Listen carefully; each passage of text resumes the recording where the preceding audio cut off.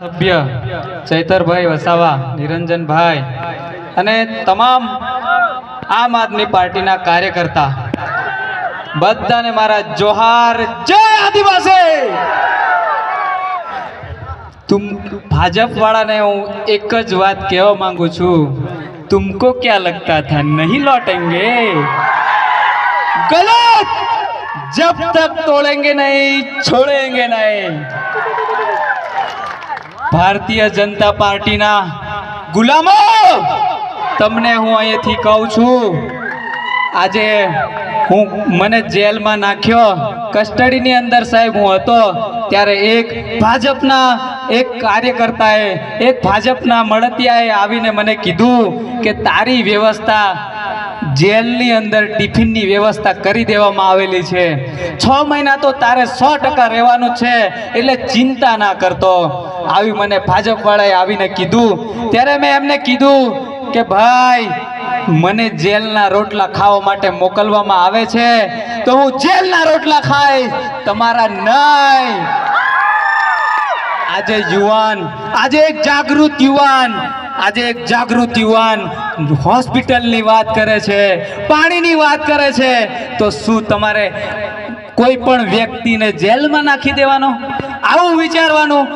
થોડુંક તો ભગવાનથી બીવો મારા ભાઈ, પાર્ટીના ગુલામ ના થઈશો। આજે એક સીધો સાદો વ્યક્તિ, કોઈ પાર્ટીનો વ્યક્તિ નતો અને આજે મને પાર્ટીમાં જવા માટે મજબૂર કરી નાખ્યો। અને ચૈતરભાઈ વસાવાને 2023ની અંદર જે પાઘડી મેં પહેરાવી હતી ત્યારથી ચૈતરભાઈ વસાવાની વિચારધારે જોઈન્ટ હતો, પણ આજે આ મંચ ઉપરથી આજે વિધિવત હું આમ આદમી પાર્ટીમાં જોઈન થયો છું।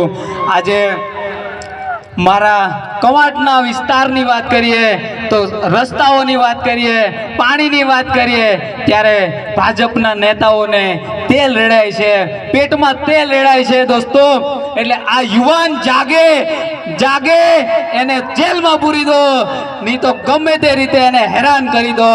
આપણા આંબા ડુંગરના જે સરપંચ છે એમને પણ એમની નોકરી છોડવા માટે મજબૂર કરી દીધા। એટલે આજે રાઠવા આદિવાસી બોલતો ના થાય એના તમામ પ્રયત્નો આ લોકો કરી રહ્યા છે દોસ્તો, પણ કઈ વાંધો નહીં, આજે આમ આદમી પાર્ટીના વિચારધારા સાથે જોડાયેલા છે। ચૈતરભાઈ વસાવા ડેડિયાપાડાની અંદર ચૈતરભાઈ વસાવા વાળી કરી, ગોપાલભાઈ ઇટાલિયાએ વિસાવદર વાળી કરી, આપણે કવાંટ વાળી કરવાની છે કે નહીં? પાક્કું।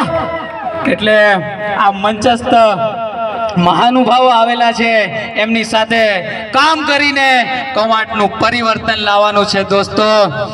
વધારે ના કહેતા, કારણ કે બોલવાની પાબંદી બી મારી પર મૂકી દીધેલી છે। અહીંયા ઘણા બધા લોકો અહીંયા ચાપતી નજર